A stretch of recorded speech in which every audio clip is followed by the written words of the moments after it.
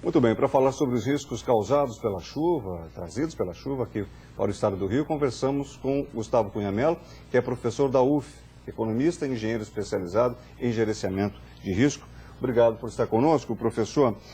O prefeito Eduardo Paes fez menção à questão atípica do ponto de vista aí da natureza. A lagoa não enche 1,40 m, 1,5 m da noite para o dia, todos os dias. Claro que não. É um processo que vem se dando. Da mesma maneira, como o cuidado com a cidade e aquilo que a cidade pode ter em termos de prevenção, não tem que ser tocado de um dia para o outro. Tem que ser um processo contínuo e continuado. O que e há quanto tempo já se poderia estar cuidando melhor do Rio de Janeiro para que a cidade não sofresse desta forma, mesmo diante de um acontecimento atípico como essa chuva? Excelente pergunta. Não é uma crítica à prefeitura, ao governo, até porque não é uma culpa deste governo. Esse é um problema que o Rio de Janeiro enfrenta há muitos anos, mas é uma ideia que o governo estadual e que o município do Rio de Janeiro, inclusive outros municípios, que sirva de exemplo, crie um plano de contingência. Como funciona o plano de contingência? Ou seja, eu tenho, se não me engano, a UFRJ, a COP, criou um mecanismo muito barato e simples de analisar o índice pluviométrico. Bastaria um copinho nas encostas de uns morros e com populares da região indicando à faculdade ou a um monitoramento de qual o nível de chuva que está caindo naquele momento. A partir de um determinado nível, aciona-se um plano de contingência. Só para a gente Basta entender, isso. O morador, ele próprio, coletaria água? Coletaria, várias regiões do Rio de Janeiro poderiam estar coletando água e a partir de um determinado nível de chuva, se acionaria o plano de contingência. O plano de contingência é basicamente informação e administração. A prefeitura usaria seus próprios recursos atuais, com o pessoal das escolas, com o pessoal da SEDAI, com o guarda municipal, com todos os seus funcionários públicos, que podem ser acionados quando em plantão, desde que tenham... Fazendo o quê? Vamos lá, então, temos mais prática. Organizando o trânsito, liberando uma escola para acionar as pessoas de uma determinada comunidade carente para que saiam de áreas de risco para dormir aquela noite na escola, ainda que não tenha deslizamento, e assim não estaríamos contabilizando mortos. Portanto, uma atitude preventiva. Preventiva, sem dúvida. E o senhor acha que mesmo numa cidade com a escala que tem o Rio de Janeiro, com a população muito grande vivendo em áreas de risco, são 10 mil famílias, salvo engano meu, morando em áreas de risco, só na cidade do Rio de Janeiro, mesmo assim um plano com essa feição teria efetividade? Conseguiria livrar as pessoas disso? Com certeza, porque em todas essas comunidades carentes é possível que haja próximo a ela uma escola pública, estadual ou municipal, ou ainda particular, que se solicite o apoio da iniciativa privada também a este plano de contingência. Plano de contingência é uma coisa planejada antes. Quando você está num momento de crise como vivemos hoje, é acionado esse plano. Então você pode usar todos os recursos próximos e pessoas que trabalham na própria região para deslocar essas pessoas para dormir numa determinada escola. Pode ser escola, como pode ser pavilhão de escola de samba, ou o que for, uma área pública que dê para as pessoas cobertas, que dê para as pessoas dormirem. Esse é um ponto. O outro é o gerenciamento do trânsito, por onde vou escoar o trânsito, quais lugares estão alagados, a informação sendo trocada pelos guardas municipais para administrar o trânsito para não ficar caótico como ficou ontem. O senhor entende então que as pessoas, na verdade, diante da situação que se estabeleceu a partir das 17 horas de ontem, desde o início daquele processo, as pessoas foram não informadas tanto quanto necessário. Elas saíram de casa ou estavam voltando do trabalho para casa desavisadas da extensão do dano que poderiam enfrentar. Você tem níveis de alerta, então você poderia acionar um plano de contingência, uma primeira parte do plano de contingência e sucessivamente indo acionando outros níveis emergenciais à medida que a chuva foi se intensificando. Mas o trânsito seria a primeira delas. Você saber aonde tem bolsão d'água, aonde abrir o bueiro, aonde está... Isso basta informação. Muitas pessoas usaram o Twitter. Twitter é um exemplo de uma coisa barata, simples e que foi usada para lidar com o trânsito. Se eu tivesse a Guarda Municipal com telefones, rádios, e comunicação com o pessoal da Sete Rio, etc., poderia ter o trânsito melhor administrado. Nós voltamos a conversar em seguida, professor. Fique com a gente, por favor. O secretário de Saúde e Defesa Civil do Estado do Rio de Janeiro, Sérgio Cortes, informou que 60 homens da Força Nacional de Segurança chegam amanhã ao Rio para ajudar no socorro à população. Acho que novamente, né, a Defesa Civil ela mostrou uma pronta resposta. Né, nós estamos hoje, né, numa situação atípica, dificuldade de transporte gigantesca. Né, nós estamos com mais de 600 homens do Corpo de Bombeiros em diversos locais, em diversas cidades, juntamente com as defesas civis municipais, trabalhando, né, incessantemente no socorro das vítimas. Mas a grande questão é que nós precisamos ter segurança agora na remoção. Por quê? Porque está chovendo muito, continua chovendo muito. Hoje já tivemos acidente onde 8 bombeiros foram vitimados. Né? Nós temos 4 bombeiros, sendo que um deles encontra-se ainda na UTI. Né, ou seja, que foi vitimado quando estava fazendo um socorro. Então nós temos que ter todo cuidado, né, para que novas vítimas não aconteçam.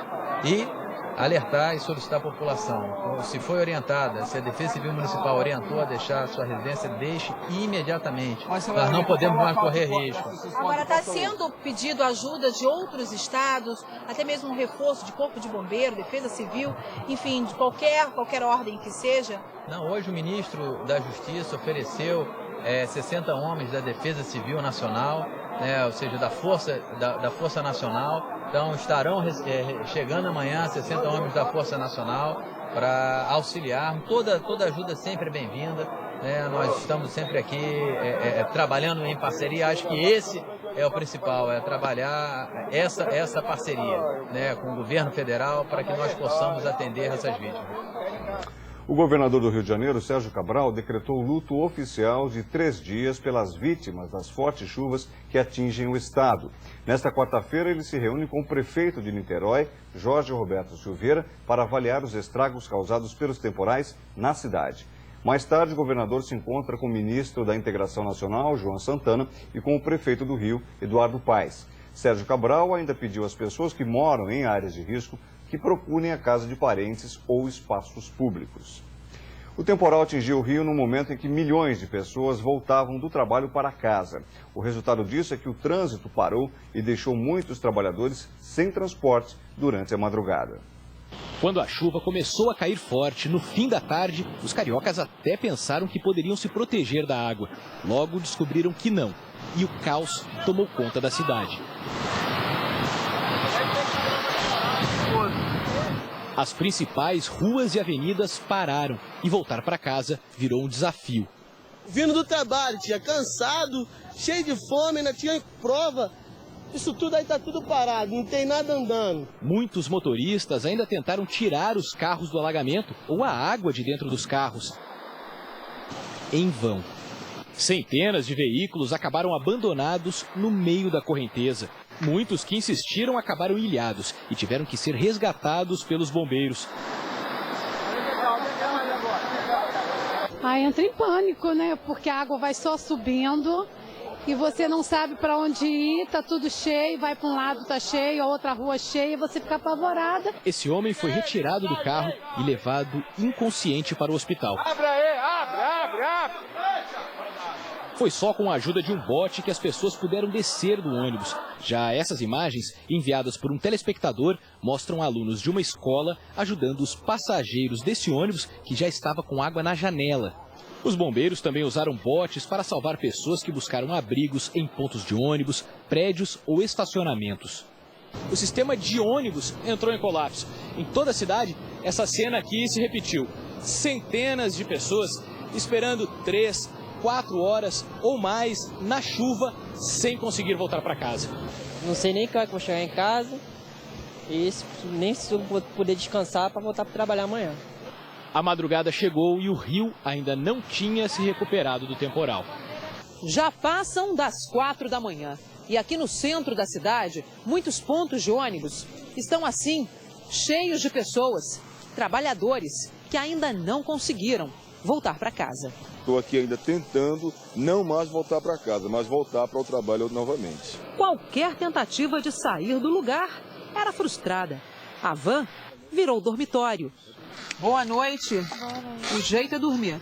Pois é, dormir e esperar, né, pra noite ilhado. Ilhados e às escuras. Muitas ruas da cidade ficaram sem luz. Nos aeroportos, aviões não decolaram. E não só por causa da falta de teto. O voo não saiu aparentemente porque a tripulação não conseguiu chegar a tempo. O turista americano que teve que voltar pro hotel ficou impressionado com o que viu pelo caminho. Muitos carros pararam, muita água na cima da rua. Faltava pouco para amanhecer, mas a cidade ainda não estava pronta para o dia que ia começar. Neste trecho da Avenida Presidente Vargas, uma das principais do centro do Rio, as 6 pistas centrais se transformaram num rio. O canal do Mangue, que deságua na Baía de Guanabara, transbordou. Carros tiveram que ser abandonados. Conscientes do caos, essas pessoas saíram mais cedo de casa na tentativa de não perder o trabalho.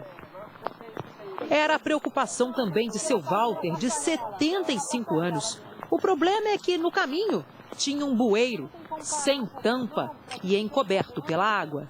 Em pânico, né? Ainda mais depois que o sangue está correndo, aí a gente fica mais em pânico, né? Tô trêmulo. Professor Gustavo, no caso desse senhor que se machucou caminhando, estava sangrando, ele próprio disse, o risco ainda é maior, né? O risco é enorme de pegar diversos tipos de doença. Era bom que ele até procure um médico depois, se vacine, para evitar que isso se transforme num problema maior.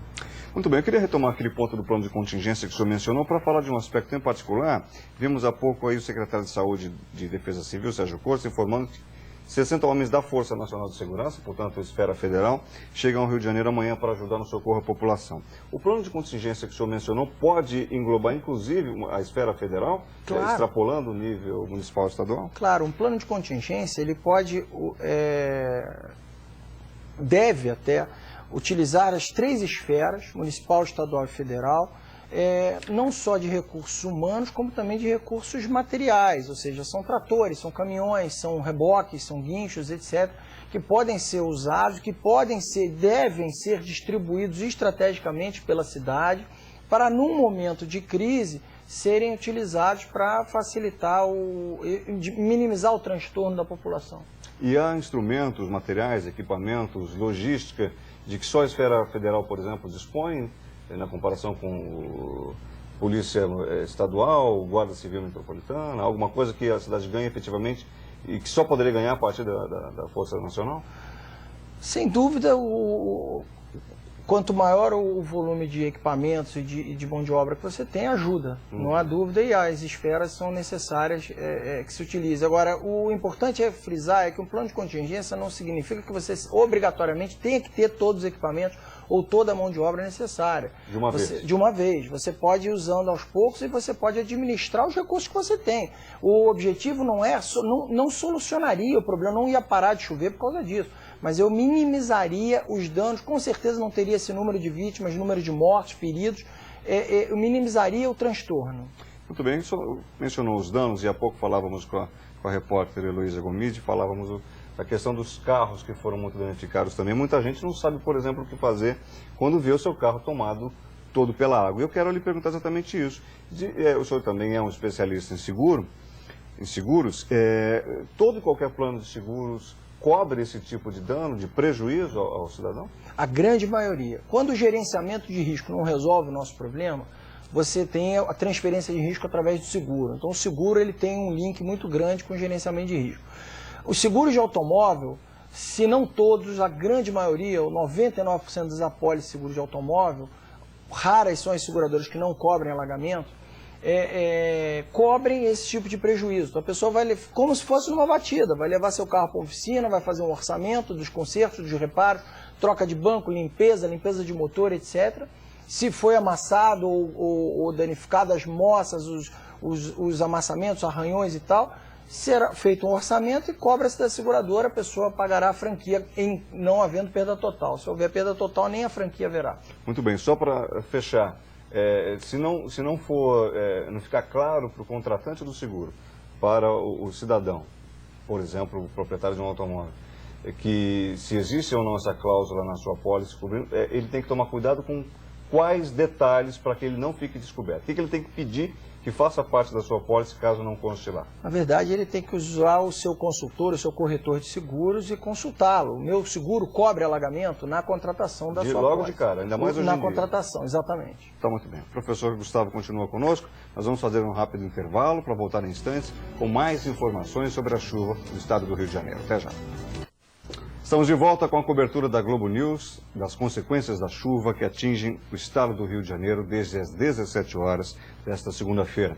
Atualizando os números de vítimas, subiu para 96 o número de vítimas fatais confirmados já em decorrência das chuvas que atingem o estado do Rio de Janeiro. 96 mortos, uma vítima a mais oficializada instantes atrás, é da cidade de Niterói.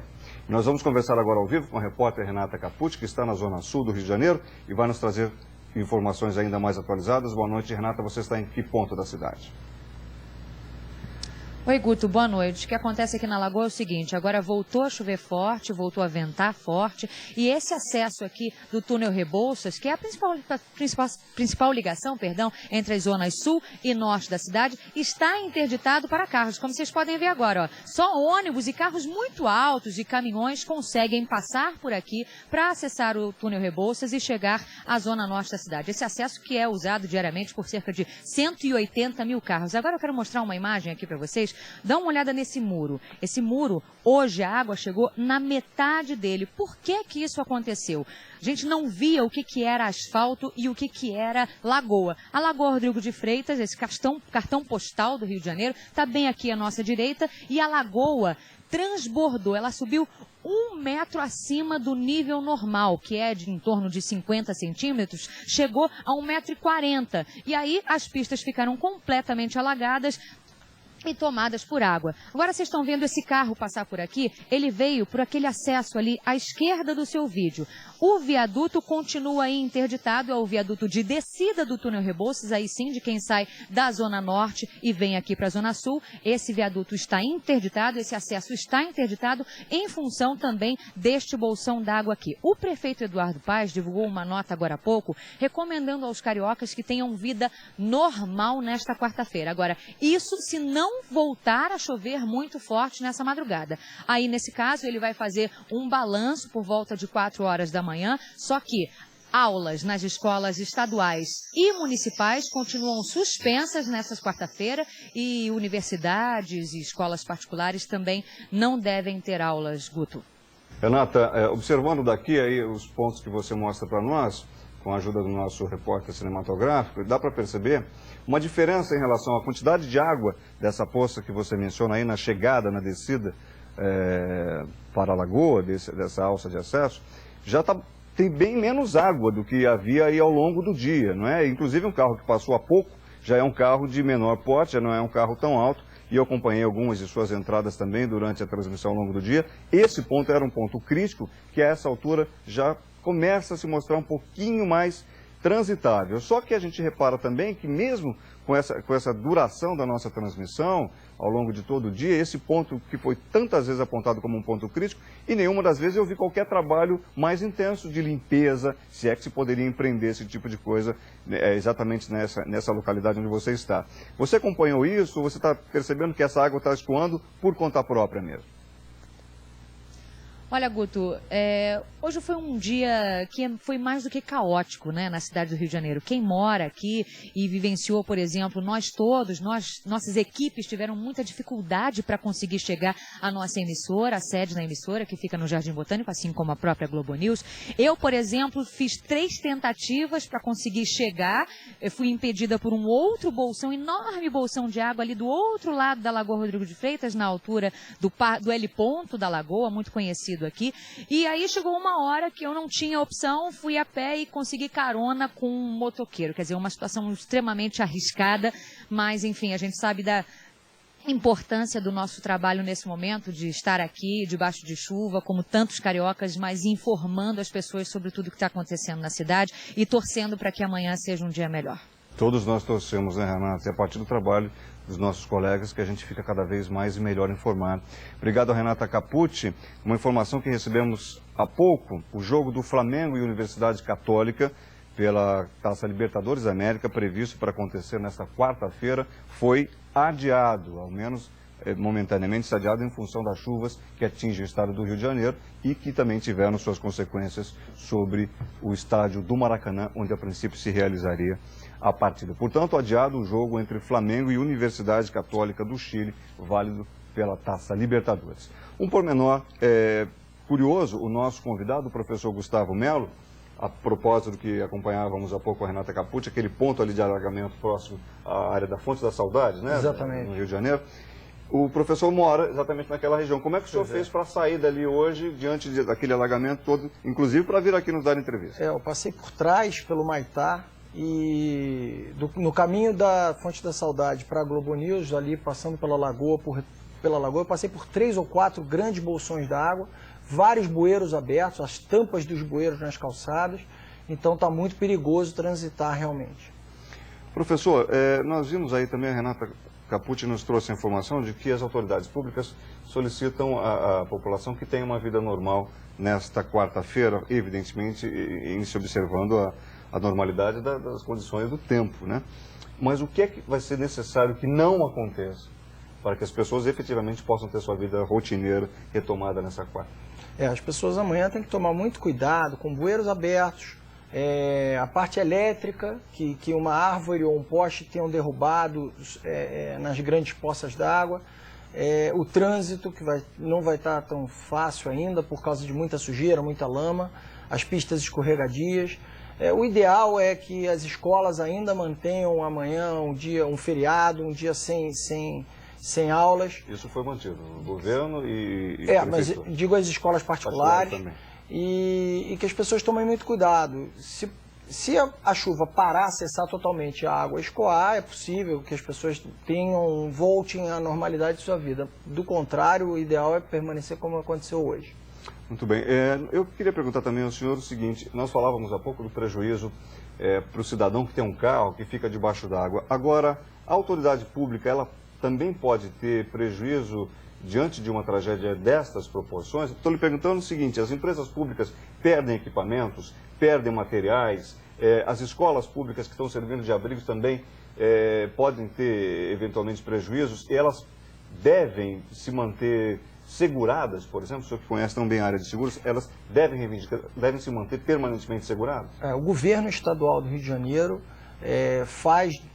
contrata inúmeros seguros e a Prefeitura do Rio de Janeiro também contrata inúmeros seguros através de licitação, mas assim como toda iniciativa privada, escolas, hospitais, carros públicos, ou seja, o carro da polícia, carros da SEDAI, etc., que eventualmente estivessem na rua, nas imagens chegamos a ver um carro da polícia completamente alagado, submerso.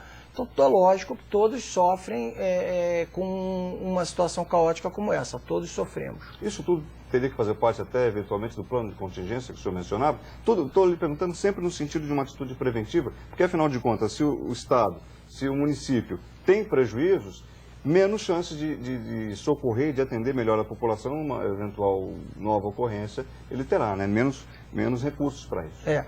O plano de contingência do governo, ele é para minimizar o transtorno no momento de crise. Agora, o gerenciamento de risco do governo para onde guarda os seus equipamentos, para o uso dos seus equipamentos, aí é um outro processo que ele precisa fazer para minimizar seus prejuízos e danos ao equipamento público. Vamos arrematar sua participação conosco, dando então orientações em linhas bem gerais para a população. Quais são as suas principais orientações, seja do ponto de vista de cuidados e riscos pessoais, seja de riscos patrimoniais, como por exemplo o carro, linhas bastante gerais. Bom, a princípio as pessoas têm que administrar o seu tempo, seja, eu amanhã posso não ir trabalhar, posso evitar, posso adiar, tentar trabalhar de casa, via internet, o telefone, etc. Se for possível, faça isso, porque N problemas nós corremos quando enfrentamos essas. E diz a meteorologia que vai continuar chovendo a madrugada inteira, então muito provavelmente amanhã teremos o mesmo problema, a repetição do problema que vivemos hoje. Não tentem enfrentar, ainda que seu carro seja alto, você tem bueiros abertos, você tem parte elétrica sobre a rua, você tem um caos estabelecido. Então, as pessoas têm problemas de saúde pública, né, das doenças que você pode lhe acometer em função de você estar em contato com essas águas sujas, em contato com lixo, etc. Você tem um problema de risco da pessoa ser eletrocutada, árvores caírem. Você tem os túneis, o Rio de Janeiro é cheio de túneis, você pode cair barreiras, cair em pedras, ainda que ali mostramos há pouco o acesso ao túnel Rebouças. O túnel Rebouças está livre o trânsito, um carro poderia passar por aquela... Pode, é possível passar por aquela poça, mas vai que no momento que você está passando, rola uma pedra ou rola a terra que cobre o túnel. Então é muito perigoso um momento como esse. A gente tem que esperar as águas baixarem e a chuva ceder. E se informar o máximo possível. Sem dúvida. Informação é fundamental e a Globo News está ajudando muito nisso. Muito obrigado. Duplamente. Obrigado pela sua participação conosco aqui nessa edição, professor Gustavo Cunha Mello, da UF.